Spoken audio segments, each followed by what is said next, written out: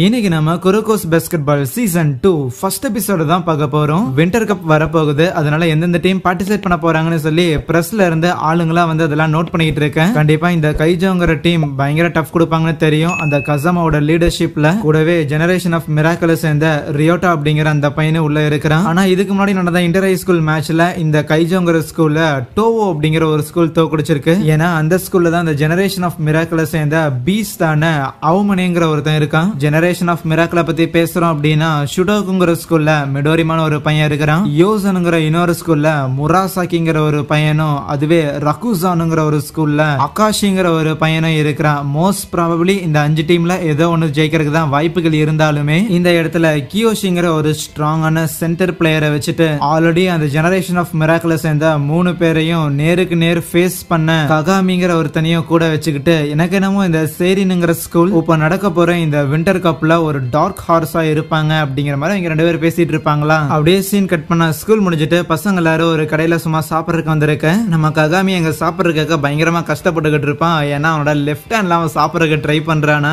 என்னடா இது வெறும் சாப்ஸ்டிக் பிடிக்கிறதுக்கே இவ்வளவு கஷ்டமா இருக்குன்னா பாலை எப்படா இதுல ஹேண்டில் பண்றதுங்கிற மாதிரி தான் அவன் யோசிச்சுட்டு இருக்கேன். அப்ப அங்க இருக்கிற சில ஃபர்ஸ்ட் இயர் பசங்களா ஓகே நாளைக்கு கொஞ்சம் லீவு, பிராக்டிஸ் எல்லாம் எதுவும் இல்ல, சோ அதனால என்ன பண்ணலாம்னு யோசிக்கும் போது அங்க ஊர்ல ஏதோ ஸ்ட்ரீட் பாஸ்கெட் பால் எல்லாம் விளையாடுறாங்க போல. அங்க போய் கெத்து காட்டலாமான்னு பேசிட்டு இருந்தா ரீகோ சும்மா இருங்களேன், ஏன் உங்களால லீவ் அன்னைக்கு அமைதியா ரெஸ்ட் எடுக்க முடியாதான்னு கேட்டா, இல்ல அப்படி கிடையாது, ஃபர்ஸ்ட் இயரை பொறுத்த வரைக்கும் நீங்க குரோகோவையும் ககாமியும் தான் எப்பவுமே மேட்ச்ல ஆட வைக்கிறீங்க, எங்களுக்கும் ஆடணும்னு தோணுது இல்ல, அதனால நாங்க இதுலயாவது போய் ஆடலாமே அப்படின்னு சொன்னா உடனே கியோஷி சீனியரும் ஆமா ஆமா சின்ன பசங்க சொல்றது கரெக்ட் தான், அவனுங்களும் ஆடணும்ல, பசங்களோட ஆர்வத்துக்கு நீ அனுப்போடாத ரீகோ, நீங்க போய் ஆடிட்டு வாங்கடா பசங்களா அப்படிங்கிற மாதிரி பேசிடுவான். கட் பண்ணா அடுத்த நாள் நம்ம கியோசியும் அந்த ஸ்ட்ரீட் பாஸ்கெட் பால் ஆடுற இடத்துக்கு வந்துருப்பாரா. ஏன்னா நம்ம குரோகோ அண்ட் ககாமி கூட சேர்ந்து மொத்தம் ஒரு 5 பேர் வரதா இருந்திருக்கும். ஆனா ஒரு பையனுக்கு ஏதோ உடம்பு சரியில்லைங்க காரணத்துக்காக நம்ம கியோஷி வந்திருப்பாரு. சும்மா அப்படியே அங்க உலாவிக்கிட்டு இருப்பானுங்களா. பார்த்தா பசங்க எல்லாம் பாஸ்கெட் பால் ஆடிக்கிட்டு இருக்கேன். ககாமி இதை பார்க்கும்போது அமெரிக்கால இந்த ஸ்ட்ரீட் பாஸ்கெட் பால்ங்கிறது பயங்கர ஃபேமஸ், சோ கொஞ்சம் நாஸ்டாலஜியான ஃபீல் இருக்குமா.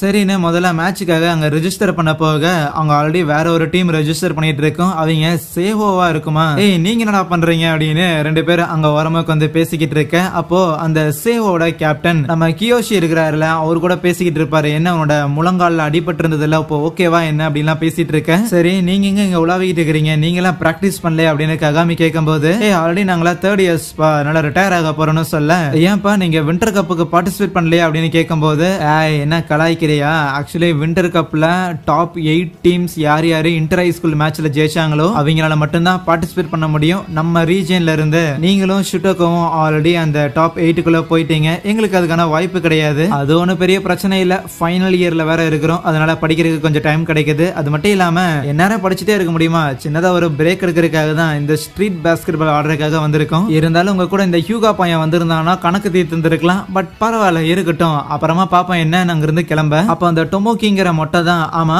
மத்தவங்க எல்லாம் எனக்கு தெரிஞ்சவங்க தான், ஆனா அதுல கியோஷின்னு சொல்லி யார்ட்டையோ போய் பேசிட்டு இருந்தே அந்த ஆள் யாரையான்னு கேட்டா, அவன் ஆக்சுவலி என்னோட மிடில் ஸ்கூல் ரைவல். அது மட்டும் இல்லாம எனக்கு தெரிஞ்சு அவனுக்கு அடிபட்டு ஹாஸ்பிட்டல்ல இல்லாம இருந்திருந்தானா கண்டிப்பா இந்நேரத்துக்கு இந்த ஜப்பானோட சென்டர் கேம் ஆடுற நம்பர் 1 பிளேயரா இருந்திருப்பான் அப்படின்னு சொல்லும் போது, அப்படின்னா உப்ப யாரா இருக்கிறான்னு கேட்டா அந்த முராசகி அப்படிங்கிற ஜெனரேஷன் ஆஃப் மிராக்கிளை சேர்ந்த ஒருத்தன் ஏதோ யோசனுங்கிற ஒரு ஸ்கூல்ல அவன் படிக்கிறான்னு சொல்லும் போது அந்த மொட்டையும் என்னது யோசனானா இப்பதான் இங்க யாரோ ஒருத்தங்க யோசனோட பேக் பேக்கை வச்சிருந்தாங்களே அப்படின்னு சொல்ல, அப்ப மைக்ல இந்த மாதிரி சேவோக்கான அடுத்த மேட்ச் நடக்க போகுதுன்னு சொல்லி அனௌன்ஸ்மெண்ட் மேக் பண்றாங்க. அதனால மேட்ச்ல ஆடுறதுக்காக போறாங்களா. கொஞ்ச நேரம் கழிச்சுதான் நம்ம ஹீரோஸும் ஆஹா சேவோட மேட்ச் நடந்தே முடிஞ்சிருக்கு போலயே, சாப்பிட்டு அங்கேயே வந்துட்டோம் அப்படின்னு அரக்க பறக்க வந்தா அங்க சேவோ ஆல்ரெடி தோத்துருப்பாங்க. எப்படா தோத்தாங்கன்னு ஹீரோ எல்லாம் பாத்துட்டு இருக்கும் போது அப்பாங்க எவனோ ஒருத்தர் இருக்கிறான். அவனை பார்த்து ககாமி டேய் நீங்க என்னடா பண்ற அப்படின்னு சொல்லி ஷாக் ஆனா, டேய் ககாமி நீங்க என்னடா பண்ற அப்படின்னு சொல்லி அவனும் ஷாக் ஆகுறான். அவன் பேரு டட்சுயாவாமா. நம்ம கியோஷியும் ஓ டட்சுயாவா அவன் பேரு, நீ என்ன ககாமியோட ஃப்ரெண்டா அப்படின்னு கேட்டு அவன்கிட்ட நல்லா விசாரிக்க, வெல் ஆக்சுவலி நானும் ககாமியும் அமெரிக்கால தான் வளர்ந்தோம், அண்ட் நானும் ககாமியோட ஃப்ரெண்ட் இல்ல அவனோட பிரதரும்.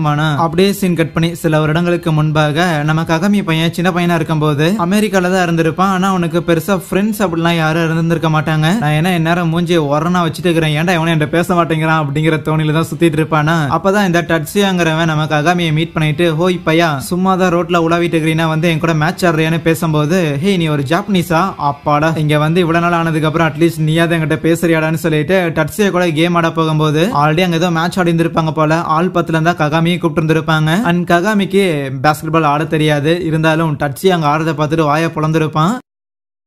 அவனோட பிளேயிங் ஸ்கில்ல பார்த்து மட்டும் கிடையாது, அவனோட சோஷியலைசிங் ஸ்கில்ல பார்த்தும் ஆச்சரியப்பட்டு இருந்திருப்பான். அதனால அன்னைக்கு ஈவினிங்கே, ஆமா ஏன் டட்ஸியா மூஞ்சி எப்ப பார்த்தாலும் இப்படி ஒரன்னு வச்சிருந்தாலும் உனக்கு மட்டும் நிறைய ஃப்ரெண்ட்ஸ் எல்லாம் இருக்கிறாங்கன்னு கேட்க, அது எல்லாத்துக்கும் இந்த பாஸ்கெட் பாலுக்கு தான் நன்றி சொல்லி ஆகணும். ஏன்னா ஒன்ஸ் உங்ககிட்ட என்ன இருக்குது அப்படிங்கறத நீ வெளியெடுத்து வச்சாதான் அதை அட்ராக்ட் பண்ணி பீப்புள் எல்லாரும் உங்ககிட்ட பேச வருவாங்க. நீ இன்னும் பெட்டரா இருக்கிறங்கிற பட்சத்துல பீப்புள் எல்லாம் உன்னை மதிப்பாங்க. வேணும்னா பாஸ்கெட் பால் கத்துக்கிறியா மாமின்னு சொல்லி அதுக்கப்புறம் தான் ககாமிக்கு அந்த டட்ஸியாங்கிற பையன் பாஸ்கெட் பால் சொல்லி கொடுக்க ஆரம்பிச்சிருந்திருப்பான். ரொம்ப சீக்கிரமாவே ககாமி அந்த பாஸ்கெட் பாலை பயங்கரமா கத்துக்கிறது மட்டும் இல்லாம அந்த ஸ்கில்ஸ் எல்லாம் ஷோ ஆஃப் பண்ணி நிறைய ஃப்ரெண்ட்ஸையும் மேக் பண்ணியிருப்பானா. இதை பத்தில ஒரு நாள் ரோட்ல பேசிட்டு வரும்போது, டட்ஸியா எனக்கு எந்த ஒரு சிப்ளிங்கும் கிடையாது, பட் மேபி எனக்கு ஒரு எல்டர் பிரதர் இருந்திருந்தாங்க அப்படின்னா அது கண்டிப்பா உன்ன மாதிரி தான் இருக்கும் அப்படின்னு சொல்லியிருந்திருப்பான். அதை கேட்டு பூரிச்சு போன டட்ஸியாவும் அங்க ரோட்டு கடையில இருக்கிற 2 ரிங்கை வாங்கிட்டு வந்து, கமான் இது நம்ம பிரதர்ஹுட்டுக்கான அடையாளம்னு சொல்லி அதை போட்டுக்குவாங்க. இருந்தாலும் விரல்ல போட்டு பாஸ்கெட் பால் ஆட முடியாதுன்னு தான் அதை ஒரு செயின்ல மாட்டி கழுத்துல மாட்டிக்கிட்டு கொஞ்சம் பெரிய பசங்களானதுக்கு அப்புறம் நிறைய பெட் மேட்ச்ல எல்லாம் ஆட ஆரம்பிச்சிருந்திருப்பான். அப்ப ககாமியா ஒரு பையன், பாய் நீ சூப்பரா ஆடுற, அதனால எங்க கூட வந்து ஆடுறியா அப்படின்னு அவன் டீம்ல இன்வைட் பண்ணியிருக்க. அப்போ ககாமியா எதிர்த்து ஆடுற டீம்ல நம்ம டட்ஸியாவும் இருந்திருப்பான். இப்படி அவங்க மீட் பண்ணதே கொஞ்சம் வருஷம் கழிச்சுதான் இருக்கும். அப்படி ஆடின அந்த மேட்ச்ல நம்ம ககாமி டட்ஸியாவை முதல் தடவை தோக்கடிச்சிருந்திருப்பான். அதுக்கப்புறம் தொடர்ந்து அந்த பெட் மேட்ச்ங்கிறது நடந்திருக்கும். இவங்க 49 மேட்ச் அவங்க 49 மேட்ச்னு ஜெயிச்சிருந்திருப்பாங்களா. இப்படி இருக்க ஒரு நாள் அந்த டட்ஸியா ககாமி கிட்ட, இன்னும் அடுத்த மேட்ச் தோத்தேன் அப்படின்னா நான் உன்னோட எல்டர் பிரதர் அப்படின்னு சொல்றதுக்கு எனக்கு ஒரு மாதிரி அசிங்கமா இருக்கும் அப்படின்னு அந்த டட்ஸியா பையன் சில வார்த்தைகளை எமோஷனல் காரணமாக விட்டுருந்திருப்பான் போல. அதுக்கப்புறம் அடுத்த நாளும் அந்த பெட் மேட்ச்ங்கிறது நடக்க செஞ்சிருக்கும். இதுல யார் ஜெயிக்கிறாங்களோ அவங்களுக்கு தான் அந்த 50வது விக்டரிங்கிறது. அப்படி இருக்கும்போது அந்த டட்ஸியாவோட கையில அடிபட்டு இருக்கிறத நம்ம ககாமி கவனிச்சிடறான். அதனாலே டட்ஸியாவால ஸ்கோரும் பண்ண முடியல. பால் ரீபவுண்ட் ஆகும்போது நல்ல வாய்ப்பு இருக்கும், ககாமி எடுத்துட்டு போய் ஸ்கோர் பண்ணியிருந்திருக்கலாம், ஆனா பண்ணியிருந்திருக்க மாட்டான். ஏன்டா நீ அதை பண்ணல அப்படின்னு சொல்லி ஈவினிங் கூட்டு வச்சு டட்ஸியா நம்ம ககாமியை திட்டி அடிக்கிறது மட்டும் இல்லாம கழுத்துல மாடி இருக்க ரிங்க தனியா எடுத்துட்டு, இங்க பாரு அடுத்த மேட்ச்ல நீ ஜெயிக்கிற, உன்னோட ஃபுல்லஸ்ட கொடுத்து ஜெயிக்கிற, அது வரைக்கும் நீயும் நானும் பிரதர் கிடையாது சரியான ஒரு எமோஷனல் ரோலர் கோஸ்டர் நடந்திருக்கும். அண்ட் இந்த எமோஷனல் ரோலர் கோஸ்டர்லாம் நடக்கும்போது அவங்களுக்கு வயசு 15 16 அவ்வளவுதான் இருக்கும். அதனால மெச்சூரிட்டில எதிர்பார்க்காதீங்க. பட் அதுல இருந்து கொஞ்ச நாள் கழிச்சு ககாமி அமெரிக்கால இருந்து ஜப்பான் திரும்பி இருந்திருப்பான். அந்த மேட்ச்ங்கிறது நடந்திருக்காது. இந்த மெமரி எல்லாத்தையும் ஞாபகம் கூர்ந்துட்டு, பரவாயில்ல அங்க மேட்ச் நடக்கலைன்னா என்ன, லக்கிலி நான் இப்ப திருப்பி ஜப்பான் வந்திருக்கேன். இங்கதான் யோசன் அப்படிங்கிற ஒரு ஸ்கூல்ல ஜாயின் பண்ணியிருக்கேன், கண்டிப்பா உன்னை மீட் பண்ணுவேன் அப்படின்னு ஒரு உள்ளுணர்வு சொல்லிட்டே இருந்துச்சு. தோ பாத்துட்டேன் பாத்தியா, எப்படி இன்னைக்கு கணக்கு தீர்த்துக்கலாமா அப்படிங்கும் போது நம்ம ககாமி, இல்லையா நான் அப்படி அன்னைக்கு பண்ணதுக்கு காரணம் நீ தான் அப்படின்னு சொல்ல வரக்குள்ள நம்ம குரோக்கோ உள்ள போந்துட்டு, உங்க 2 பேரோட கதையும் எனக்கு என்னன்னு புரியுது, மேபி அன்னைக்கு உங்க அண்ணன் தோத்துருந்தான், அதாவது இந்த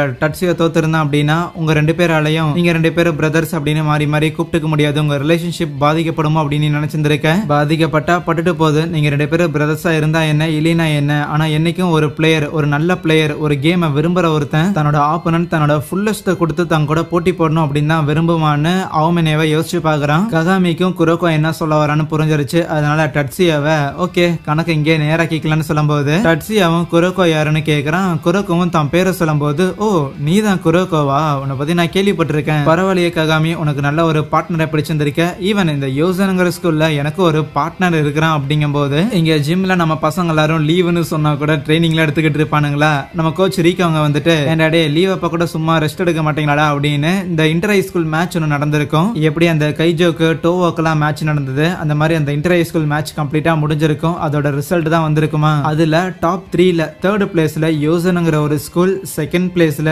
டோவோங்கிற ஒரு ஸ்கூல், அண்ட் 1st பிளேஸ்ல ரக்குசான்ங்கிற ஒரு ஸ்கூல். அந்த ரக்குசான்ங்கிற ஸ்கூல்ல தான் அகாஷி அப்படிங்கிற ஜெனரேஷன் ஆஃப் மிராக்கிள சேர்ந்த ஒரு பையன் இருக்கிறான். அது மட்டும் இல்லாம அவன் இப்பதான் கேப்டனா இருக்கிறான். போன வருஷம் கூட இந்த inter high school championship title winner அதே இந்த ரக்குசான் தான். இதை கேட்ட பசங்களால நம்ப முடியல, என்னது அவமனே டீம்ல இருந்தும் அந்த டோவோ 2nd பிளேஸ் தான் எடுத்தாங்களா அப்படின்னு கேட்கும்போது, இல்ல அங்கதான் ஒரு சின்ன பிரச்சனை அப்படின்னு சொல்லுவாங்க. என்னன்னா இந்த 3 டீம்லயும் இந்த ஜெனரேஷன் ஆஃப் மிராக்கிள சேர்ந்த 3 பேர் இருக்கிறாங்களே, இவங்க 3 பேரையும் செமிஃபைனல் அண்ட் ஃபைனல் மேட்ச்ல பெஞ்சில தான் உட்கார வச்சிருந்தாங்க. சோ ஜெனரேஷன்ஸ் ஆஃப் மிராக்கிள் இல்லாமலேயே ஜெயிக்கிற அளவுக்கு அந்த 3 டீமும் கேப்பபிளா இருந்திருக்காங்க. இங்க ககாமிக்கும் டட்ஸியாக்கும் அந்த 30வது மேட்சை நடத்திடலாமா அப்படின்னு ஆர்டருக்காக எல்லாரும் உள்ள இறங்க. அப்ப குரோக்கோக்கு ஏதோ தோணிட்டு ககாமி கிட்ட சொல்லுவான், எனக்கு என்னமோ அந்த டட்சியாங்கிறவன் நீ சொன்ன கதைகள்ல இருந்து கொஞ்சம் மாற்றங்கள் ஏற்பட்ட ஒரு நபர் மாதிரி தெரியறானே அப்படின்னு பார்க்கும்போதுதான் மேட்சும் ஆரம்பிக்குது. பாலையும் டாஸ் பண்ண அப்ப உள்ள போந்து வேற ஒருத்தன் அந்த பாலை எடுக்கிறான். சாரிப்பா கூட்டத்துல தொலைஞ்சு போயிட்டேன், அந்த முராசகிங்கிறவன் வந்திருக்க. ஹீரோவும் பார்த்து ரொம்ப நாள் ஆச்சுலன்னு சொல்லும் போது, குரோக்கோ பையா எப்ப போல ரொம்ப சீரியஸா இருக்கிற, ஆனா குட்டியோண்டு முகத்தை பார்க்கும் போதுதான் கையை வச்சு நசிக்கலாமான்னு தோணுதுன்னு சொல்லும் போது அங்கே இந்த ஒரு எபிசோடையும் முடிக்கிறாங்க. So thank you.